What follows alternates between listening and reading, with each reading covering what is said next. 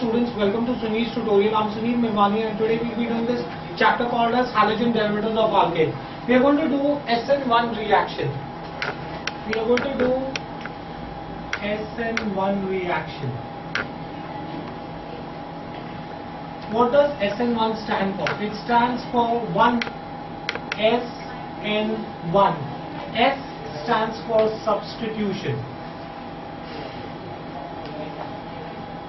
N stands for nucleophilic. 1 stands for unimolecular. So thus SN1 stands for unimolecular substitution nucleophilic reaction, right? So that is what is SN1. Let's see the kinetic expression for this.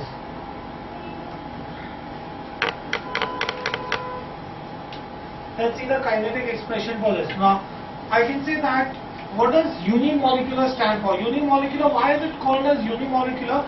Because the rate of reaction depends upon the concentration of only the substrate and it does not depend upon the concentration of the nucleophile. In the reaction you have the substrate and the nucleophile. The rate of reaction depends on the concentration of the substrate and not on the concentration of the nucleophile, and therefore this is called as unimolecular reaction.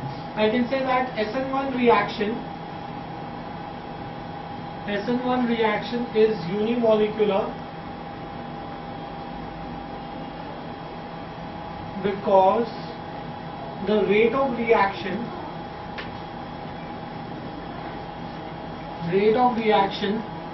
depends only on the concentration of substrate. Only on the concentration of the substrate. Only on the concentration of the substrate. Now, in that case, and not the nucleophile.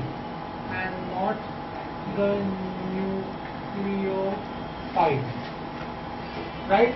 Therefore, I can say that the rate of reaction is directly proportional to substrate, active mass of the substrate. So I can say that the rate of reaction is equal to K times active mass of substrate.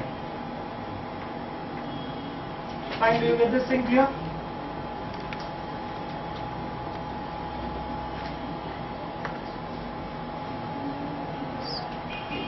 Right, let's see an example. Let's see an example of this. How does SN1 reaction take place? SN1 reaction is nothing but the alkaline hydrolysis of tertiary butyl bromide. Alkaline hydrolysis of tertiary butyl bromide. I'll explain this to you with alkaline hydrolysis of tertiary butyl bromide. Tertiary. This is my tertiary carbon atom which is attached to 3 other carbon atoms. 4 carbon atoms, therefore butyl bromide, right? Plus KOH aqueous. This is my alkaline hydrolysis. Will give you substitution reaction. OH will come in, Br will go up. So you will have CH3, CH3, OH. Right? Plus KBr. Fine, do we get this in clear? So in that case, this is your tertiary butyl bromide and this is tertiary butyl alcohol. Right? Let's see how does the reaction take place. Let's understand the mechanism of reaction.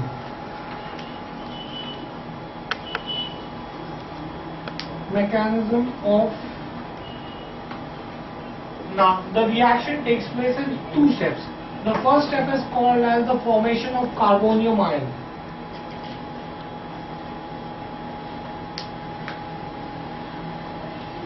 Let's look at tertiary butyl bromide. This is tertiary butyl bromide. It has three alkyl groups. Each of the alkyl group is a nucleophile, right? Now, since each of the alkyl group is a nucleophile, KOH cannot, from where will KOH attack? The center carbon atom. Now the first thing that you have to do is you have to break this bond, right? How do I break this bond? Due to the presence of the OH ion, there will be the kinetic energy will increase. Due to the increase in kinetic energy, this bond between carbon and bromine will become weak. The bond between carbon and bromine will become weak. I cannot have a backside attack due to the presence of three nucleophiles which are surrounding three sides, right? So what will happen is this whole reaction will be a slow reaction. It will be a rate determining step where you will have a transition state.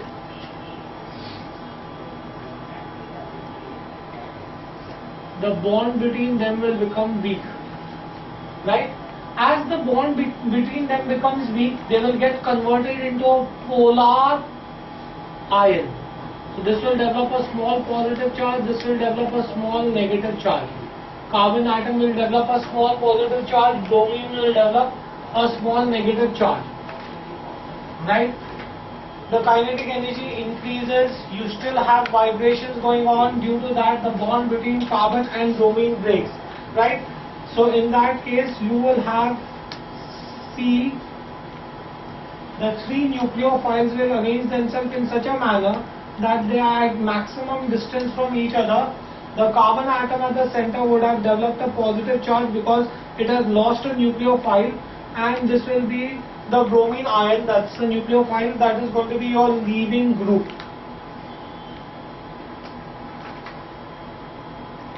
Fine. This was my transition state.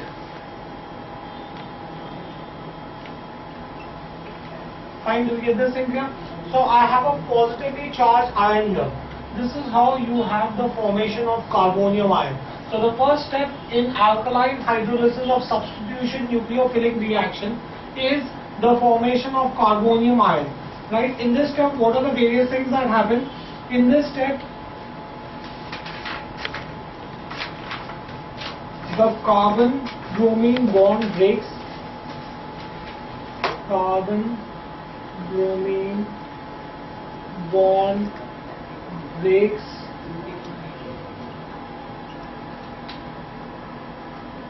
Heterotically.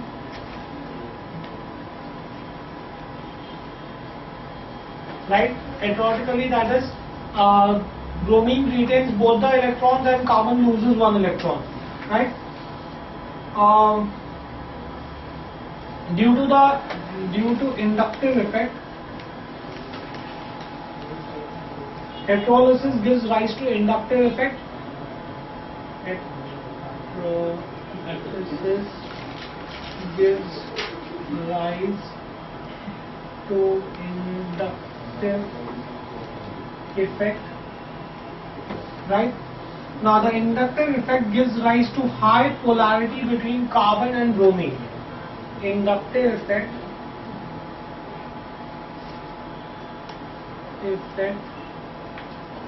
gives rise to high polarity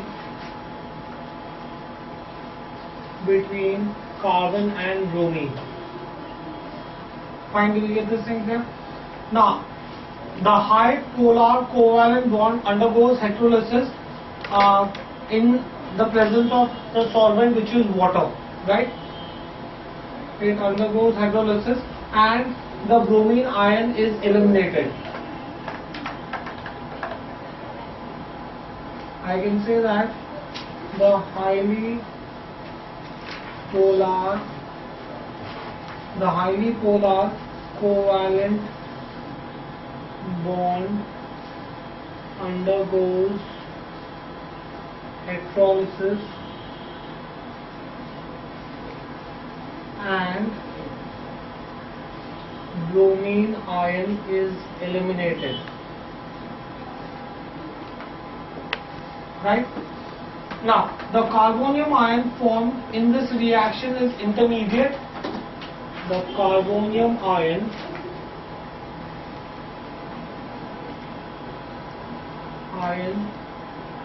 formed in this reaction. The carbonium ion formed in this reaction is intermediate. Right? The carbonium ion which is formed has sp2 hybridization with trigonal planar geometry. The carbonium ion has sp2 hybridization with trigonal planar geometry. Fine. The bond angle between them is 120 degree. The bond angle between the hybrid orbitals, the bond angle between hybrid orbitals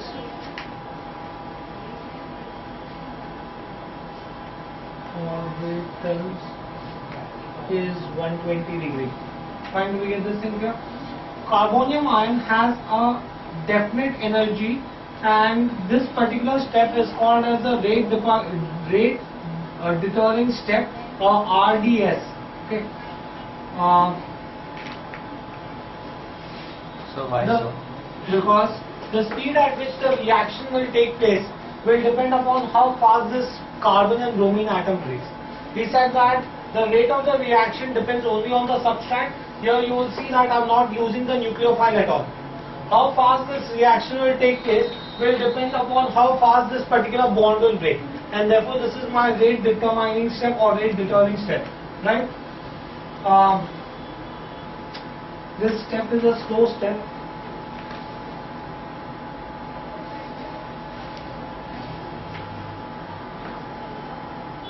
This step is a slow step and involves only alkyl halide and involves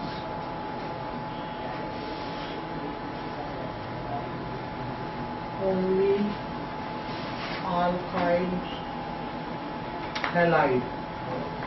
Fine, and not the nucleophile, and not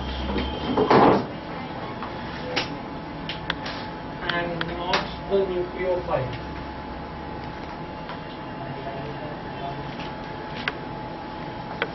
Right? Hence, this is a unimolar reaction, and therefore the reaction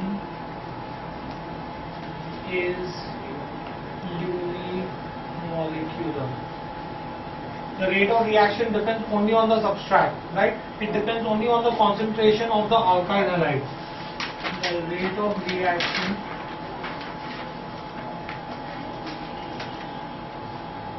depends only on the concentration of alkyl halide.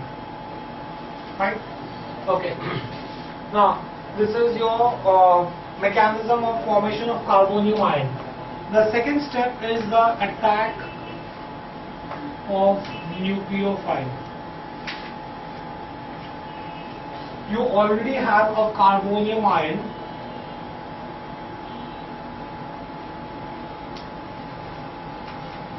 This is my carbonium ion. It reacts with the nucleophile. It can form two different products. This will be a fast step where it would have the same configuration, that is CH3, C, CH3, CH3, OH, or you would have a reverse configuration OH, C, CH3, CH3, CH3. Fine, do we get this in here? Either I can have same configuration or I can have reverse configuration. In this step, the nucleophile attacks the carbonium ion, the attack is a front side attack. This particular attack is called as the front side attack. I could have a front side attack here or a back side attack, because the remaining three nucleophiles are at an angle of 120 degree. Due to the polar nature of the carbonium ion, the attack either results in an inverse configuration or similar configuration. I can say that in this step, the nucleophile OH attacks the carbonium ion, right? The attack is from the back side as well as front side. Attack is from front as well as back side. You have a front side attack as well as a back side attack. Due to the polar nature of carbonium ion,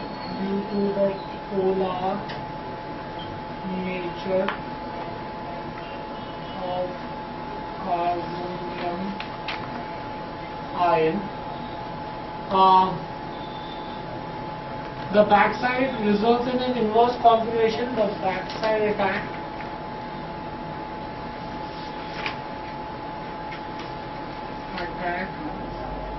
results in inverse configuration.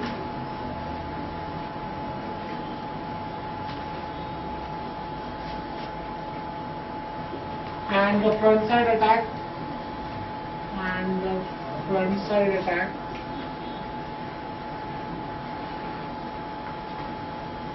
results to retention of configuration.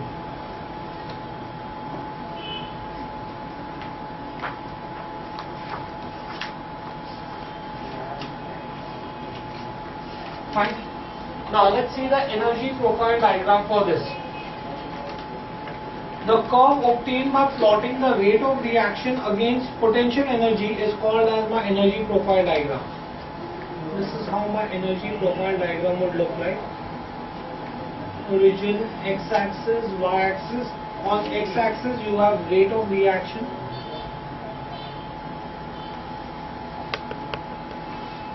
Here you have potential energy. Right? Now, you would have the energy profile diagram that would look something like this.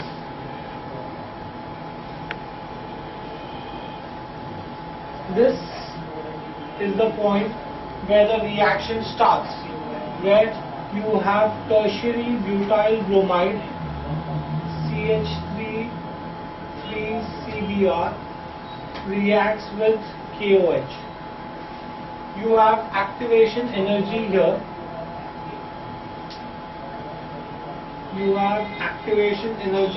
This is my delta E1. Due to this activation energy, the bond between carbon and bromine becomes weak.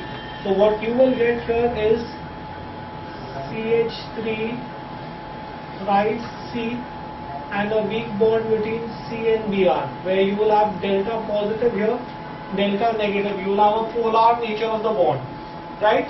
Then the bond between bromine and carbon breaks, which results in a dip in the energy. So at this point you will have CH3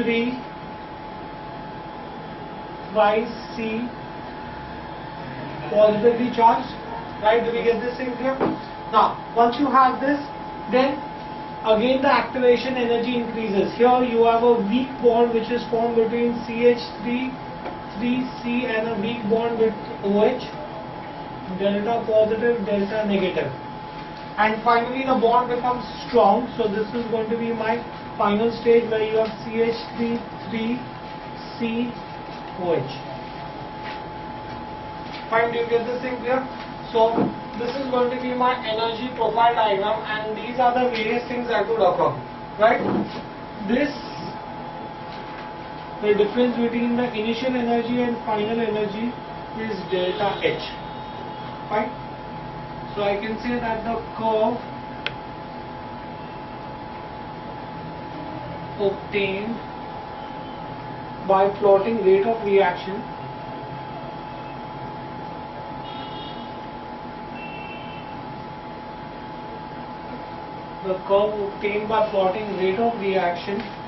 against potential energy is called energy profile diagram. Right? The energy profile diagram gives the information about mechanism of reaction. It gives information about mechanism of reaction. It gives information about mechanism of reaction, whether the reaction is exothermic or endothermic, whether the reaction is endo or exothermic, and one step or multi-step. The involvements of the intermediate,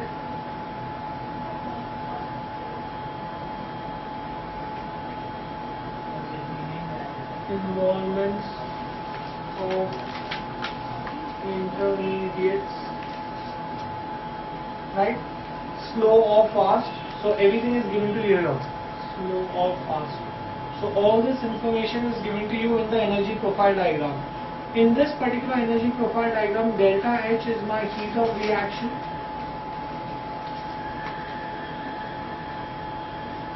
Delta E1 is my energy of activation for transition state 1. Energy of activation for transition state 1. And delta E2, guys, this is going to be my delta E2. Just let's have a look at this. This is my delta E2. Right? Delta E2 is my energy of activation for transition state 2. Fine, do we get this in here? So this is my SN1 reaction. Fine. Next, let's see SN2 reaction. Right? What do we understand by SN2 reaction? S stands for substitution, N stands for nucleophilic, and 2 stands for bimolecular. Right? So SN2 stands for bimolecular nucleophilic substitution reaction. SN2 stands for bimolecular nucleophilic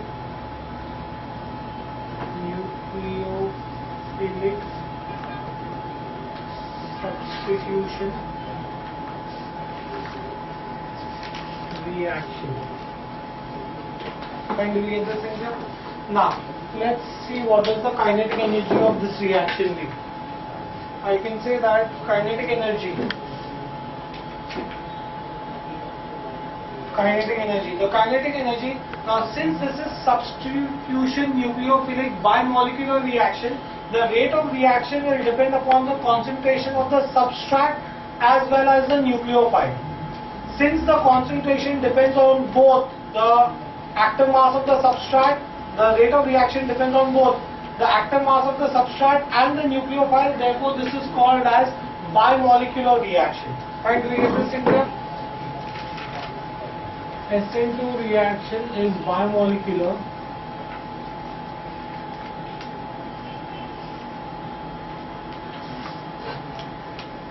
because the rate of reaction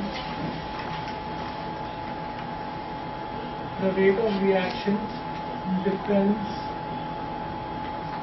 on both that is the concentration of the substrate and the concentration of the nucleophile. Concentration of the nucleophile.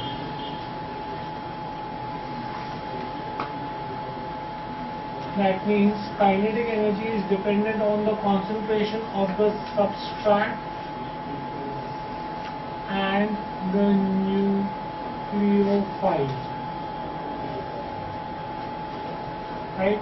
So kinetic energy is equal to K times the concentration of substrate and nucleophile. Fine, do we get this in here? Now, let's see an example of this. Let's consider alkaline hydrolysis of methyl bromide. Alkaline hydrolysis of methyl bromide. Let's consider alkaline hydrolysis of methyl bromide with aqueous KOH. So if I have methyl bromide,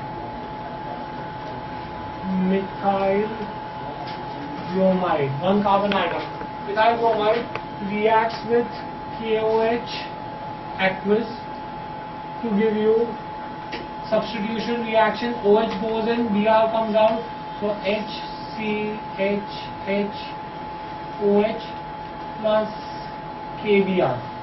Right?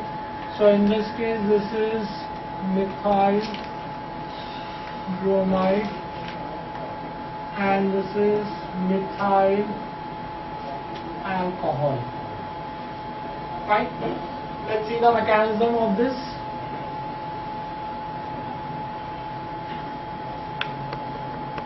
Let's consider the mechanism of this. Now, SN2, contrary to how SN1 is a multi-step reaction, SN2 is a single-step reaction, right? Since the three hydrogen atoms are not nucleophile, they are weaker nucleophile, they will all arrange themselves towards one side, right? And you would have bromine on the other side, right? There would be it's not possible to have a front side attack, and hence there would, because of the repulsive force with bromine, and therefore a backside attack is made. Front side attack is not possible due to the presence of bromine, therefore there would be a backside attack by the nucleophile. This would be my slow reaction. This would be my rate determining step or rate determining step. Now, in this case, there would be a transition state that will be formed. Due to the backside attack, you would have backside attack. So, you will have OH on one side and Br on one side. The bond between carbon and Br becomes weak, and a weak bond between the nucleophile and the carbon is formed. And you would have three hydrogens at maximum distance of 120 degrees. This is going to be the transition state. Now, in this transition state, carbon is pentavalent. Since it is pentavalent, therefore it is least active, right? So, do you understand the first step? So, the first step is the formation of the pentavalent carbon atom. Then, this has negative charge, this has negative charge. The stronger nucleophile will remain and the weaker nucleophile will exit. Hence, in the subsequent step, you would have a very fast step taking place here, wherein the weak nucleophile will go. That's Br is the weak nucleophile. So you will have OH, CHHH plus Br negative. Right? Here you would have inverse configuration to what was originally present. Right? Do you get this thing here? So let's see this. So do you understand the mechanism of this reaction? So I can say that SN1 SN2 is a one-step reaction. Is a one-step reaction. Front side attack of nucleophile on the substrate is not possible. Front side attack of the nucleophile on the substrate is not possible. Is not possible due to the repulsive force exerted by the electronegative bromine. Due to the repulsive force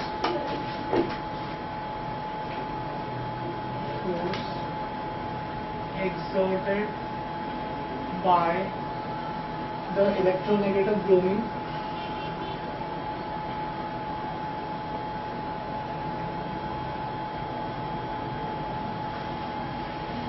Right? Now,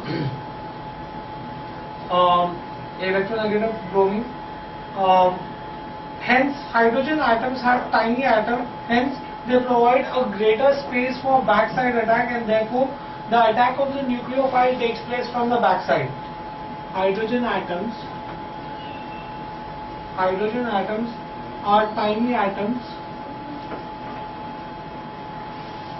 Hydrogen atoms are tiny atoms and provide greater space for backside attack.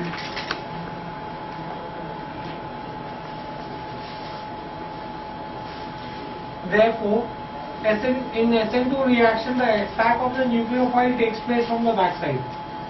Therefore, in SN2 reaction, the attack of nucleophile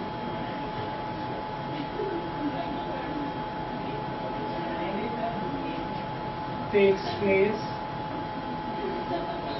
from backside. So thus you have a backside attack taking place. After the backside attack, there is a partial bond that is formed between carbon and the hydroxyl ions. That's your nucleophile. After backside attack, a partial bond is formed between carbon and hydroxyl ions, and on the other hand,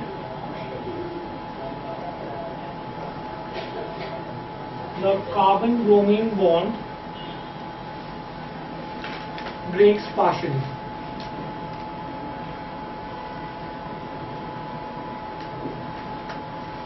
Right? Thus, highly unstable transition state is formed. Why highly unstable? Because in this stage, carbon is pentavalent. Thus, highly unstable transition state is formed. You have a highly unstable transition state that is formed, right? This transition state has maximum energy along the path of the reaction. This transition state has max energy along the path of reaction. In this entire path of reaction, this will be the point where there will be maximum energy on the path of reaction. Fine. Now, in the transition state, the hydrogen atoms come in one plane, and the hydroxyl, carbon and the bromine bond are perpendicular to the axis of that plane. Right? I can say that in this state, hydrogen atoms come in one plane. Hydrogen atoms come in one plane, but perpendicular to hydroxyl carbon bromine bond or bromine axis. Fine. Now, the formation of the transition state is my rate determining step. This is a slow step. It involves both the substrate as well as the nucleophile, and hence this is a bimolecular reaction. This is the rate determining or rate deterring step, and since it involves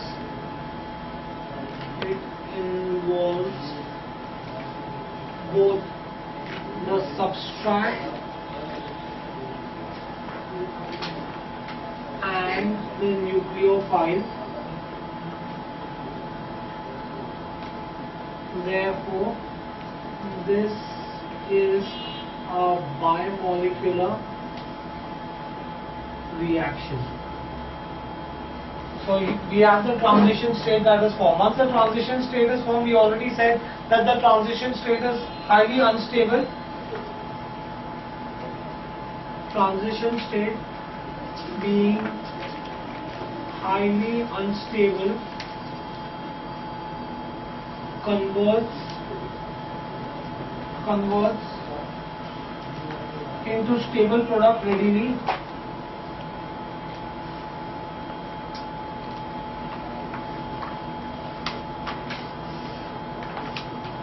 It will get converted into stable product. During this, a complete bond would be formed between carbon and hydroxyl, whereas the carbon and the bromine bond would break completely. During this, a complete bond would be formed. A complete bond would be formed. A complete bond would be formed between carbon and hydroxyl, whereas the carbon and bromine bond would break completely.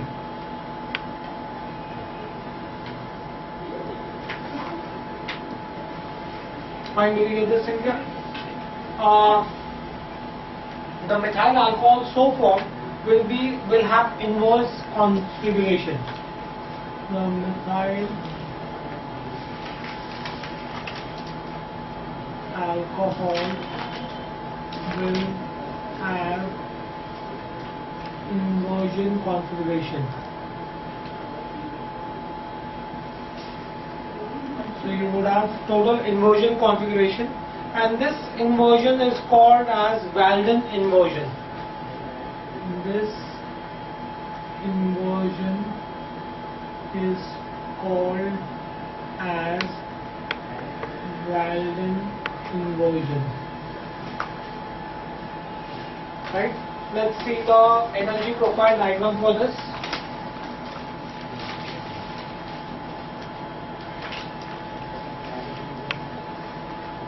Origin, x-axis, y-axis, rate of reaction, and you have potential energy. Right? Here you have, this is how the reaction would take place. That would be my energy profile diagram. This is the point where the reaction starts. That means you are going to have CH3Br reacting with OH negative, right? Due to the activation energy which is provided due to the collision of the electrons, collision of the atoms, sorry, you will have a transition state formed where you have OH on one side and a weak bond with carbon and Br on the other side. This is delta negative, this is delta negative, right? And you have CH3 in between. Right, pentavalent carbon, that's my transition state, and then you have inverse configuration that is formed here, CH3OH plus Br negative, right? This is going to be delta H, right? This point is my transition state, right? So that is going to be my energy profile diagram for SN2 reaction, right? Do we get this thing here? So do we understand SN1 and SN2 reaction? Right. We will stop this here for the day. Thank you very much.